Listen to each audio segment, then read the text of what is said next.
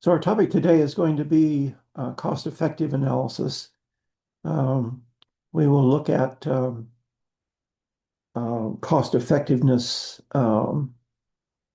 in clinical trials. So the outline here is that our cost-effective analysis, or CEA, is going to be at the patient level. Now, there are other cost-effective analyses that are done from different different levels, I guess you might say, not the patient level. But the ones that are most useful are those that are done at the patient level. And so what we're going to talk about, obviously, we have to estimate costs of procedures, of hospitalizations, and so on. And then we have to have a way of estimating effectiveness. And so in our cost-effective analysis, what we're going to develop is what we call the cost-effectiveness plane. And the incremental cost-effectiveness ratio is our primary statistic. And then we'll look at, once we do this, different sensitivity analyses. And then finally, look at sensitivity analysis that are more sophisticated, Markov modeling or probabilistic sensitivity analysis. So the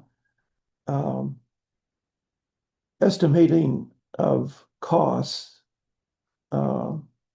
is one of the more important things that we need to do in medical decision making. And there are an important factor in making decisions regarding therapy or treatment or device use, whatever it might be. And the therapy or treatment that we're looking at obviously comes with a cost. And usually this cost is higher than the previous standard of treatment.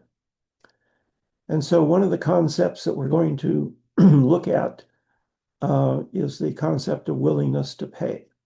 In other words, how much are you willing to pay? And of course, this kind of depends on your perspective. So we might think of the individual perspective or societal perspective or an insurance company's perspective.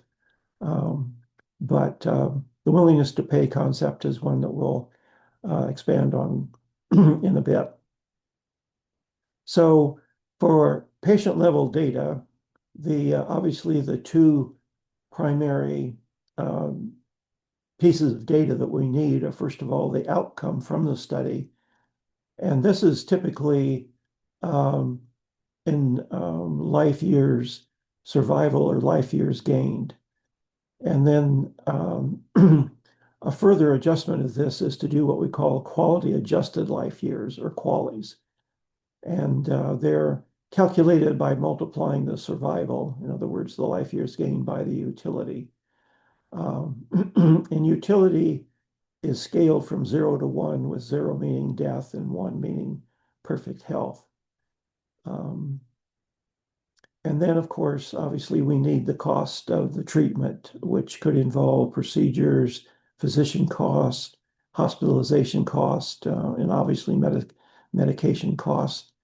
And so putting this all together is actually the most difficult part of doing cost-effective analysis, particularly finding the costs of treatments at the patient level.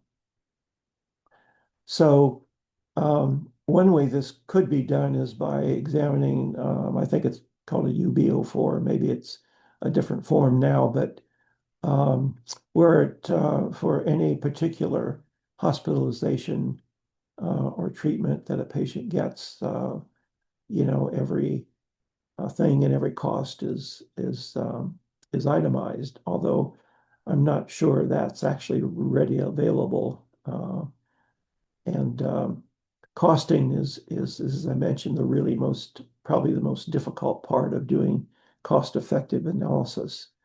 One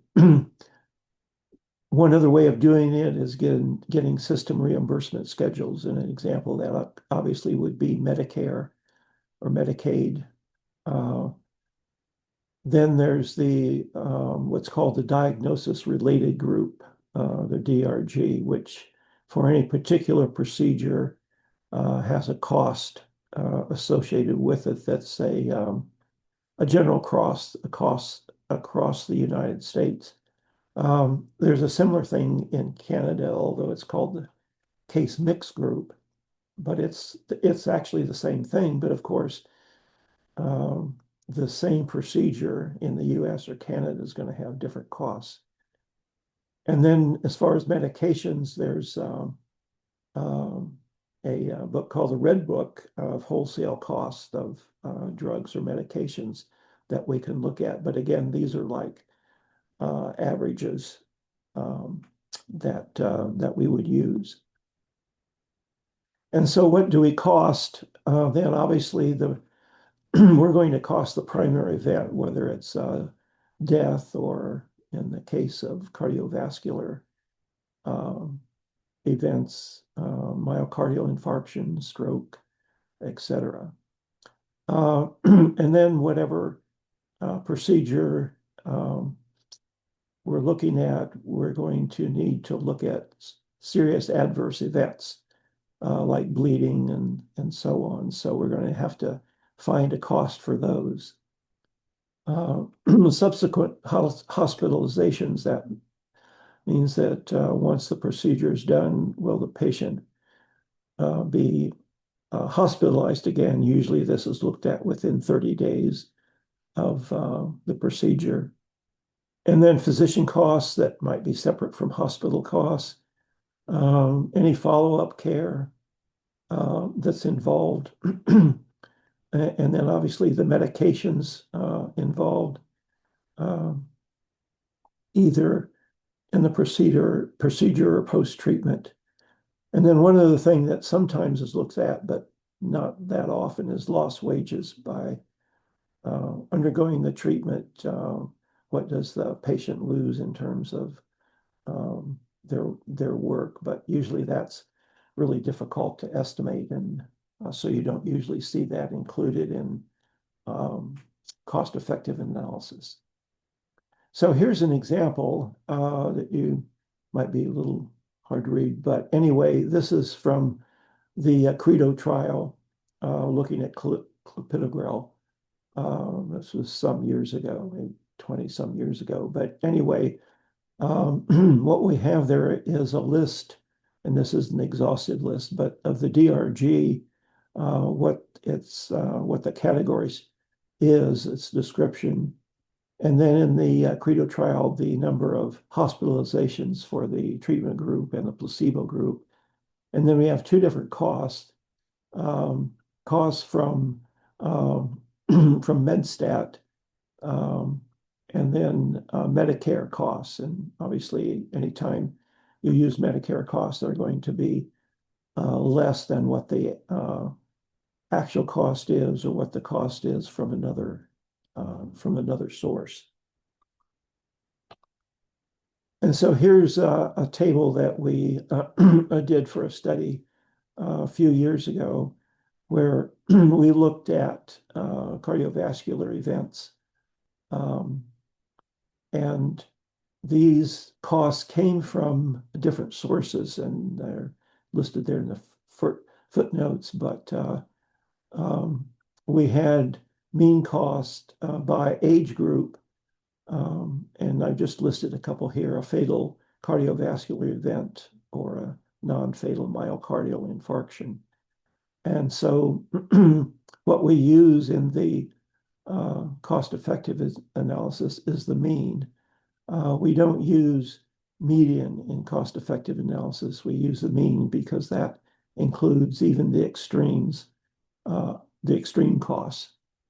And you can see that for each age group for the cost, we've identified a theoretical distribution, and with cost, we usually use what's known as the gamma distribution. And the reason that we use that is because costs, no matter what you're costing, costs are always typically right skewed because you have the typical cost on the more on the left end of the distribution and the higher cost on the right side of the distribution, which make it a right skewed distribution. And so one of the things you might think, you might ask is, well, why don't you do a log transformation to make it normally distributed? Well, the problem is that with some variables, doing a log transformation doesn't help, and that's the case with costs. Doing a log transform doesn't make it normally distributed. And in some cases, like a study that I was doing recently where we looked at a particular lab value that was highly rightly skewed, doing a log transformation didn't make it normally distributed. It just made it highly left skewed. So you need to be careful just inside here in making log transformations or any kind of transformation to make things normally distributed. They don't always work. And so cost is one of them. So we turn our attention then to measuring utilities. And so what we mean by this is we want to get some indication of the patient quality of life. And in, I think, virtually all measures that get this are scaled, as I mentioned before, from 0 to 1. And these are often patient reported, and hopefully they're obtained during the trial. I've mentioned, indicated here one of the common instruments, the EQ5D, that is I can't remember how many items, well, probably 5 items, and from that you get a scaled score from 0 to 1. And as I mentioned that ideally we want to obtain this during the trial that we're doing the cost effectiveness on, but sometimes that's not available. And if that's the case, then we have to estimate the quality of life from a similar sample from another study. Primarily, we would look at age and sex categories. And so obviously, if we have to do this from a different sample, then our estimates are probably have a little bit of, or maybe a lot of error associated with them. So here's an example from a study that we did a while ago, looking at the utility values. And so this was obviously a cardiovascular study. So chronic utility, that means that it indicates whether a patient has a history of any cardiovascular event like angina, myocardial infarction, or stroke. And there's a utility value assigned to this. So obviously, if the patient has no history of cardiovascular events, then their quality of life measure is 1. But if they have a history, then you can see that it decreases if they've had a history of it. And the disutility then refers to whether they have an event during the actual study.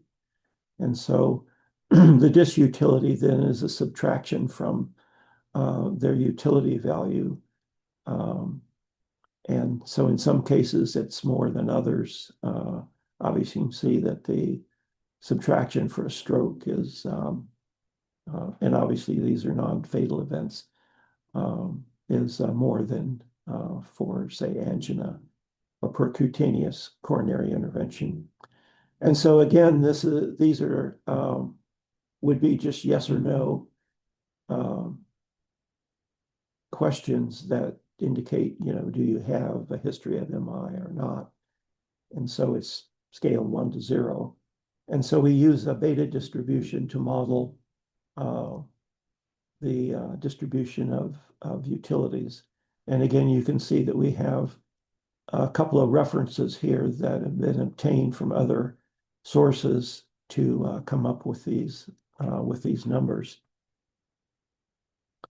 So in the trial effectiveness measure, we have a measure of survival and we look at that in terms of life years gained. In other words, do they live longer or not have a repeat event that's longer than, in terms of time, longer than the treatment or the control group or the placebo group. And so to get what we call quality adjusted life years, or QALYs as they're famously called, we multiply the life years gained times the utility. And so I have a couple of examples here based on the utility data from the previous slide. So we have here a life years gained of 4.5 years in the treatment group, and we multiply that by their utility score from either the instrument or from matched data. And so we get a value of 3.98 as their quality adjusted life years. So then this is for having a history of stroke. So you can see that the utility can decrease than the life years gained. So that's what we call quality adjusted life years. And then so if, say, the patient had a non-fatal stroke during the trial, then we would subtract that disutility from our calculated quality, and we would come up with this final quality adjusted life years, which may or may not be very much. And so the main statistic that we use in cost effectiveness analysis is what we call the incremental cost effectiveness ratio, or the ICER. And this is defined as the difference in costs between the two groups, the mean cost between two groups, divided by the difference in the mean effectiveness. So this is going to be the difference in costs divided by the difference in quality adjusted life years for most studies. And so this is the statistic that we're interested in calculating. And what does the incremental cost effectiveness ratio mean? Well,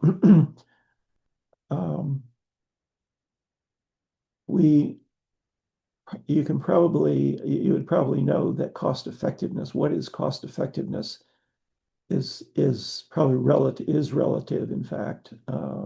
There's no strict definition of it. In fact, there's no way of coming up with a definition that fits everything, fits every procedure or treatment. In the US, the common figure for what is called cost effective is $50,000. Now that has changed somewhat over the years, but the $50,000 dates back to, it dates back 70 some years when they looked at the cost of dialysis. And so what a cost effectiveness ratio means is that, so if we use the $50,000 figure here, then that means that we'll have to spend $50,000 to gain one quality adjusted life year. And then, as I mentioned before, this is the concept of willingness to pay comes in. How much are you willing to pay for one quality adjusted life year? And so, as I mentioned before, this depends on your perspective. whether it's society or the insurance company or whatever your particular perspective is. And as I mentioned, the definition of cost-effective changes, and it's changed over the years. It's actually probably, although $50,000 is still used a lot, $100,000 or $150,000 is also now commonly used as the definition of cost effectiveness because of the increased costs in medicine over the years. So in doing the statistical analysis of the ICER, it turns out that the ICERs might have the same sign. In other words, if you divide the difference in cost by the difference in effectiveness, you can get different signs, but they have the same sign, but they have different meanings. And so we somehow need to get a sampling distribution for the ICER. So if we were to choose some theoretical distribution like the normal distribution or a gamma distribution, none of those actually apply because the ICER is the ratio of two different quantities, cost and effectiveness. And so what is the distribution of the ratio? Well, one way to get this is to do bootstrapping, and in this case, bootstrapping with replacement. And so what does that mean? Well, we draw random samples from our data, and you draw the same number of random samples as the number of patients or observations in data, and then calculate the statistics of interest, in this case, the incremental cost effectiveness ratio. And obviously, when you do bootstrapping with replacement, you might get the same observation more than once. So we do this a large number of times, 5,000 to 10,000, 5,000 usually being the minimum number that we'll do. And this results in a distribution of the statistic of interest, the ICER. So when we get the distribution, we can plot this in what's called the cost effectiveness plane. And so here, our y-axis is costs, and our horizontal axis is effectiveness. And so if we get a ratio that indicates cost effectiveness, that means that we're in quadrant one here, the upper right quadrant of the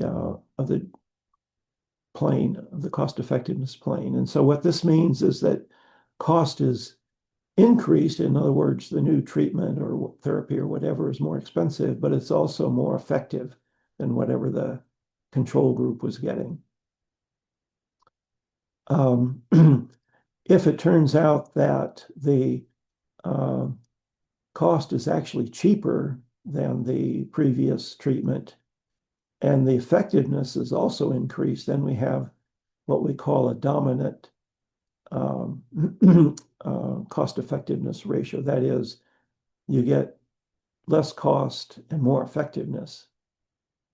Over in quadrant three is kind of a sort of a no man's land, I guess, because here the cost is reduced, but so is the effectiveness. In other words, you have less cost, but also less effectiveness. And then quadrant four is where you don't want to be, because if you end up in quadrant four, then that means that your costs are higher, but your effectiveness is reduced. And in that case, we call our outcome cost dominated. So let me show you an example here with some numbers put in so that you can see what we mean here. So in quadrant one, where we have higher cost but higher effectiveness in terms of qualities here, then we have a cost effectiveness treatment. So in other words, in this case, it would cost $1,000 for 1 year or for one quality gain, for example. Here in quadrant 2, you can see that the numerator here is reversed. So we have a negative sign. And so this would indicate that our treatment is dominant, that it's more effective and it costs less. And then over here in quadrant 3, it's cheaper, but it's also less effective. So you don't really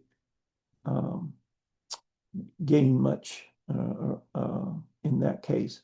And then in quadrant 4, where we have increased cost, it costs more, but it's less effective. Then again, you have a negative ICER like you do in quadrant 2, but it has a different meaning.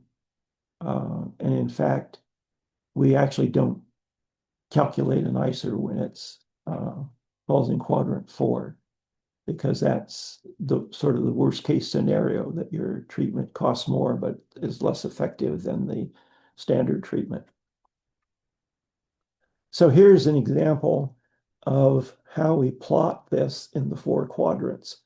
And so you can see here's quadrant 1, here's quadrant 2, quadrant 3, quadrant 4. And so in this example here, you can see that most of the bootstrap replicates, and I think we did 5,000 of them here. I don't remember exactly, but you can see that most of them fall in quadrant 1. So that means that it's cost effective.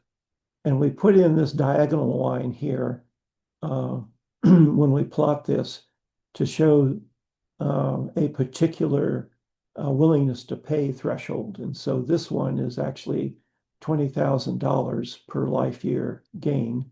So what this means is that every one of the bootstrap replicates that are below this line meet this criteria of being at least or less than $20,000 per life year. And so maybe this might be, we could put this wherever we want, at 30,000 or at 50,000 or 100,000. But usually we put that in there to show what the distribution of those that are cost effectiveness and our willingness to pay threshold. So another way that we can graph this is to plot what we call a cost effectiveness acceptability curve. And this is just on the horizontal axis, we have the threshold, 20,000, 50,000. And then on the y-axis, we have the probability of cost effectiveness, which would be from 0 to 1. And so obviously, as you get near the top of the curve here, the better your treatment, or the more cost effective your treatment. And so here's, I think, the previous scatter plot along with the cost effectiveness acceptability curve. And so you can see that at 20,000 here, it's we have over a 90%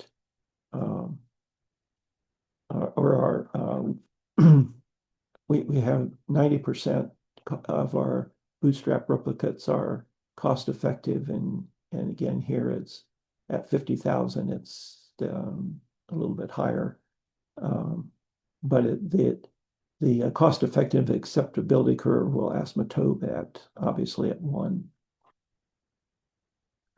So here's an example of a study where the cost effectiveness ratio was negative. So what that means that virtually all of the bootstrap replicates fall in quadrant 2, which means that it's whatever the treatment was, it was less expensive and more effective. So that would be sort of the ideal outcome or result of your study. And then here's an example where it's really sort of hard to tell. It sort of looks like most of them fall in quadrant 4, but they're spread all over the place. So that usually means that we have, if this were perfectly symmetrical or in all 4 quadrants, then we would have 0, which, would not really tell us anything. So another concept then that we need to talk about is discounting. And so that's the idea that the value of the quality adjusted life year diminishes over time. And so what we do is that we don't do any discounting in the first year, but in say the second and following years, we discount, and the percent that's mostly used is 3% discounting. And so you can see in the second year, the 3% discount would be this. In the third year, then you raise this quantity to the third power, and in the fourth year to the fourth power, and so on, however many years your trial lasted. And typically, we discount both qualities and costs. And the difference in cost is not it's not related to inflation. It's just related to the idea that our quality adjusted life year, the ratio, the cost effectiveness ratio, is going to diminish as time passes. So here's an example of a published study that we did a few years ago, where we looked at the cost effectiveness of icosapent ethyl, or IPE is the abbreviation for that. And it's looking at high-risk patients with hypertriglyceridemia that are on statin treatments. And so the objective in the design of the study, this was a randomized trial with over 8,000 patients. And the analyses were performed from a U.S. healthcare perspective. And so the time frame here is March of 2018 to October of 2021. And so patients were randomly assigned to IPE or placebo, and were followed up then for a median of 5 years. And then we used different costing estimates from different sources. And so I'll see that in the results here. So the main outcome was the incremental quality adjusted life years. So we're looking at survival and life years gained as a result of IPE. And so here's the table of the costing with NIS. I think that stands for National Inpatient Sample Costing. And so we have the mean cost of IPE, the main cost of the standard of care. And in this table, we've done 3 different discounting values. So the middle one here is 0 discounting. And then the top one is our 3% discounting. And then we also did a 5% discounting. And so we have then the costs, we have the average quality gain for each, the difference in costs, the difference in qualities, and then so the ICER is the ratio of the two of the difference in cost to the difference in qualities. And so you can see that regardless of how we discount here, they're all about $22,000. So that means that for every quality year life gained, it costs to gain 1 quality, you need to spend $22,000. And so then we also include the percentage in the cost effectiveness plane that are dominant, and those that are dominated, you can see that those are really small. And then if you can see this is our threshold of $50,000, a threshold of $100,000, and a threshold of $150,000, and this is the percent of bootstrap replicates that fall in the cost effectiveness plane. And as I mentioned before, discounting refers to the decreasing value of qualities and costs.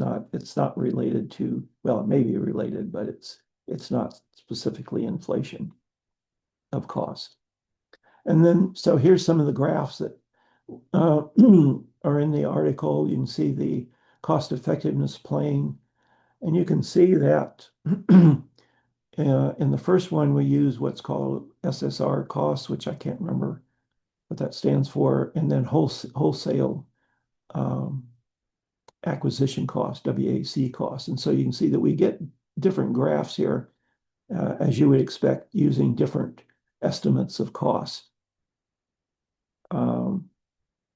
And then this is the acceptability curves for both the treatment group, the IPE group, and the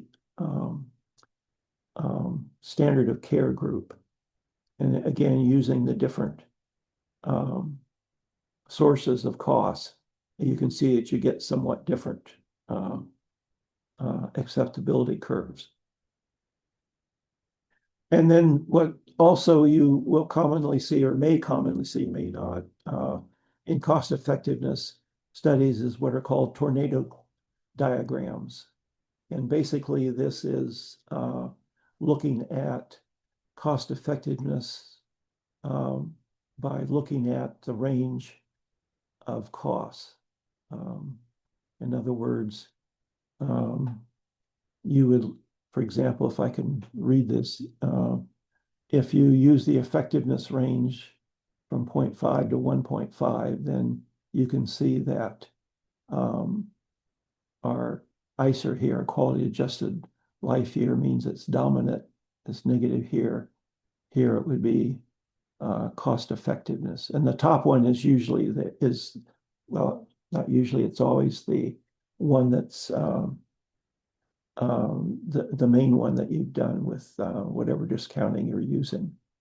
And so you can see here that this is related to differences in quality adjusted life year, differences in the costs of different meds or whatever might be. And so this gives a way of looking at variability related to costs.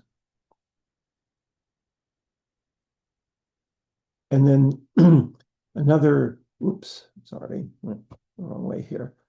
So another thing we do is we look at different thresholds. There are different willingness to pay thresholds. And so again, you can see that the plot here is for different costs.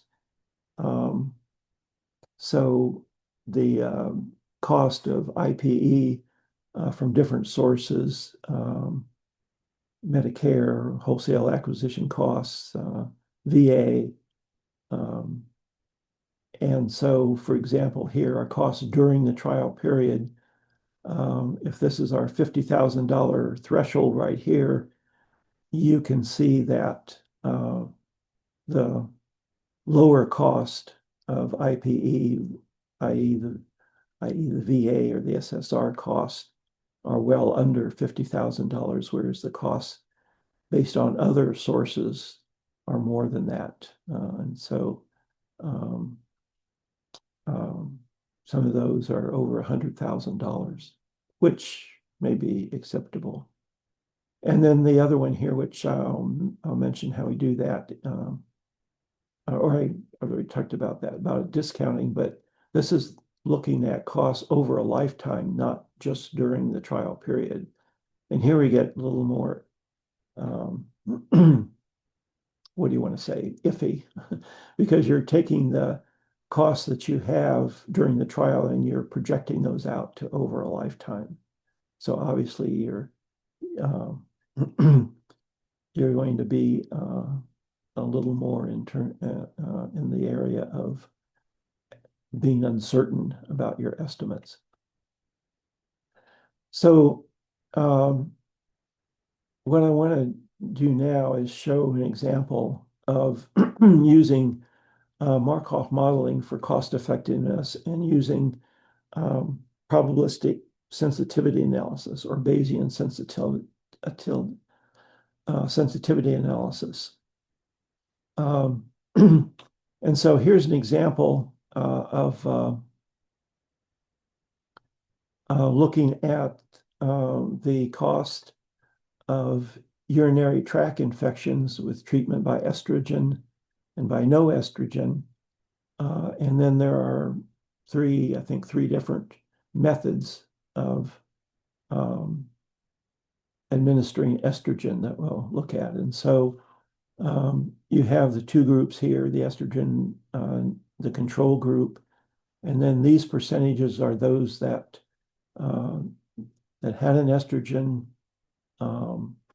that then subsequently got urinary tract infection, those that didn't, and then went beyond that to look at those that had an UTI. Did they go on to get a complicated UTI or uncomplicated? And then another group was what was called susceptible or non-susceptible uncomplicated UTI.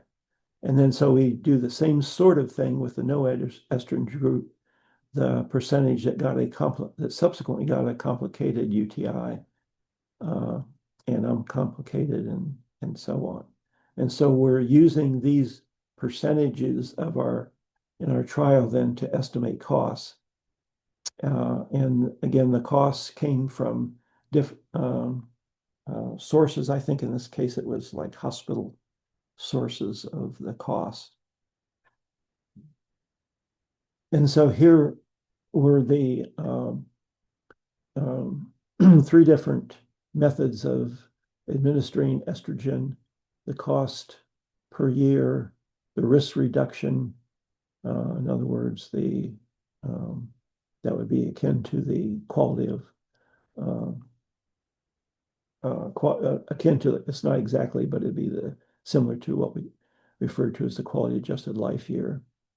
And then the average cost per patient and the average cost per patient for those not receiving estrogen. And then the ICER, the cost difference here, and then the ICER, the estrogen cost divided by the difference, the cost by the difference in cost. And so you can see here that interestingly, the tablet administration is actually dominant. You have a negative cost difference here, whereas the others are cost effective, as you have a positive ICER that turns up in quadrant 1.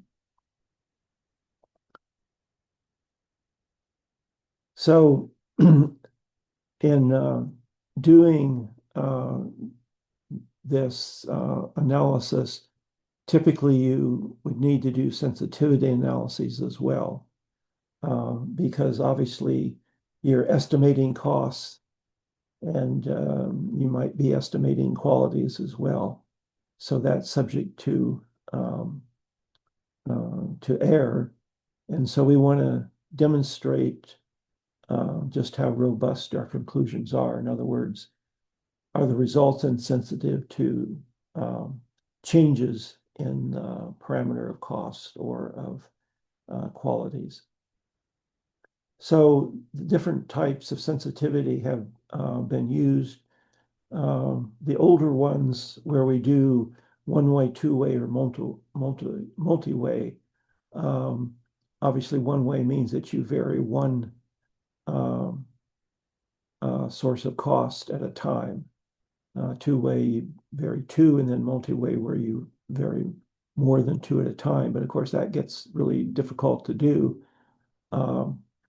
So a method that is commonly used is what we call probabilistic sensitivity analysis or Bayesian sensitivity analysis. And what this means is that we are going to define a distribution for a particular parameter. some theoretical distribution. And then we're going to draw a random value from the distribution and calculate the ICER with the value that's drawn. And as we did in bootstrapping, we do this a large number of times. And then we report the mean, obviously, and the percentiles of the distribution, and then what proportion of the results are below some threshold value for the ICER. And this is a Bayesian analysis because we're saying that the distributions of our costs or distributions of our qualities follow some theoretical distribution, and most often not the normal distribution. And so here's an example from the Courage study, which is fairly old now, but it was looking at clopidogrel as a treatment for cardiovascular disease. But you can see that for effectiveness, mortality, cardiovascular mortality, we have a base value and then we have a range of values, and that we indicate that follows a beta distribution, a 0-1, obviously, for most of these. And then the cost, as indicated before, we usually use a gamma distribution. And so we have the in-trial cost, and then we have cost broken down for hospitalizations and other cardiovascular events, medication costs, any outpatient service. And then beyond the trial period, we used a normal distribution, though I'm not quite sure how accurate, how effective that is. But anyway, won't worry about that now. So here's an example that I tried to draw to give you an idea of what we're doing when we do probabilistic sensitivity analysis. So what we do is, say, if we were going to do 100,000 of these random draws, then for a particular patient, we would see what the event was, or what event they might have, and then also whether they had a history here of cardiovascular events. So this particular patient that I gave an example of here has a history of angina. They're receiving atorvastatin, so there's a cost with that. And then they had a stroke during the trial. So we have a cost for that. So for this particular patient draw, we would, or for this particular patient, we would draw from these 4 or 3 distributions. And then when we do that the second time, we do the same for that same patient, but you can see that we might get different costs for a history of stroke and for the treatment, and for a history of angina. And maybe another patient has a history of a non-fatal MI, so their cost would come from this distribution, and say they had a history of stroke, then that would come from this beta distribution for stroke. And so we do this, as mentioned, a large number of times. So we get an indication then of how sensitive our cost effectiveness analysis might be. But you can see that as I've indicated, we have some theoretical distribution for the events, and some for the treatments, and then some theoretical distribution, the beta distribution for history of cardiovascular events.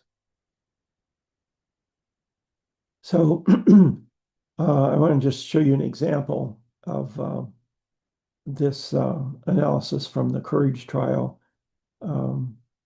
So these data were obtained from the AHA and the cardiovascular health study. And so we did the simulation, the probabilistic simulation to derive the differences in quality and mean cost between two treatment groups, percutaneous intervention versus plus optical medical therapy versus medical therapy alone. And so the treatment here was, as I mentioned, was clopidogrel. And so this is what our cost effectiveness plane looks like when we do this this kind of sensitivity analysis. We can do a contour plot where the dots here are our simulations from however many we've done, 5,000 or 10,000 or whatever it is. And then we can draw confidence bands around this. And so the outer band is the 95th percentile. So in other words, 95% of all the bootstrap or the Monte Carlo replicates would fall inside the outer circle here. The middle one here is the, I believe I can't remember, it's probably the 90th. I was trying to think of it, whether it's the 90th or the 75th percentile, but it's one of those. So in other words, if it's the 90th percentile, then that means 90% fall in here. And then the inner band is the median, is the 50th percentile. So in other words, half of all the replicates fall into this band here. And so when we do the probabilistic sensitivity analysis, this is what our cost effectiveness plane would look like. Whereas if we just do the regular two-dimensional one, is what the cost effectiveness plane looks like before with the 4 quadrants. So I want to just end up by mentioning a couple of things here. As I mentioned, one of the things that we often do is look at cost effectiveness beyond the study period. So, for example, if a trial was for, say, a 5-year period, then we want to look beyond that 5-year period. So then the data that you need for that is obviously your time horizon. Do you want to look at 10 years beyond the trial or a lifetime? And you need to then have some way of calculating life expectancy beyond the trial period. But of course, you're going to use life expectancy within the trial period. And then also the probability of events beyond the trial period. And then we would do the discounting, which is typically done at 3 or 6%.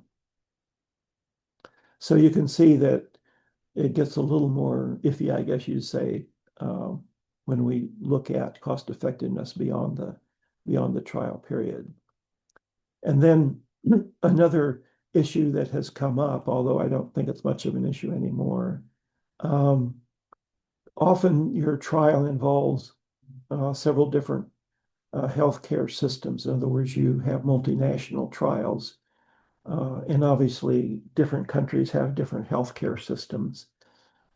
And so it's been argued that why don't you use the costs from each healthcare system? But the problem with that is if you do that, then your cost effectiveness analysis doesn't really apply anywhere. So typically what is done is that even when your trial involves different healthcare systems, different countries, you cost it for one particular country. And so typically what we've done in the past is we obviously is going to cost it in US dollars. We've also done it where it's been cost in Canadian dollars, but using the same data, but just different cost. And you can see that this is most easily done in sort of the Western countries, the more affluent countries, the UK, the EU, and Australia. It's more difficult to do in countries that are obviously less developed or less wealthy than these. So I've also listed a number of publications if you'd like to read some of those to get an idea of how it's presented. So I want to end on that note. Thank you for your time. I guess there's a couple minutes left here if anybody has any questions, or if you think of some questions later on or some comments that you want to make, just email me at my MedStar email, and I'll be happy to respond. And I think there's a Q&A tab that you have. So if there's any questions, I'll wait just a couple more minutes here.